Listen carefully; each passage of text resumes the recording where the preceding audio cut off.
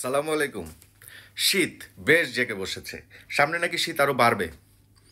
তো এই শীতকে সামনে রেখেই বর্তমান এনজিও সরকার একটা সংখ্যা প্রকাশ করেছে। সেটা হচ্ছে বর্তমানে এই বছর সরকারের অনুদানে শীতের বস্ত্র প্রয়োজন হবে প্রায় 3 কোটি মানুষের। ওই যে সরকার প্রত্যেক শীতে ওই যে কম্বল দেয়, শীত বস্ত্র দেয় না নিম্নবিত্ত মানুষদের, এই সংখ্যাটা এবার 3 কোটি।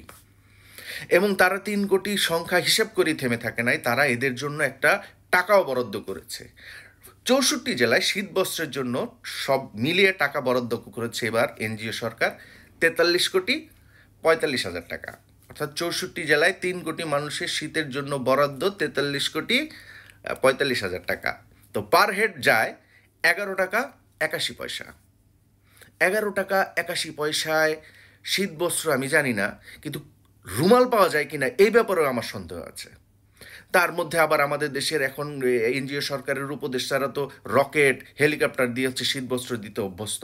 দেখ, গিয়ে হেলিকপ্টার দিয়ে যাক, যে ওরা 11 টাকা দিয়ে একটা রুমাল কিনে গিফট করুক, যে যে নেন নেন, আপনাকে শীতবস্ত্র দেওয়া হলে 11 টাকার, তোরা একটা রুমাল দিবে, গিয়ে রুমাল দিয়ে বলবে আসল জায়গাটা ঢেকে রাখেন। আসল জায়গা ঢেকে রাখলে সারা শরীরে এমনিই গরম আসবে।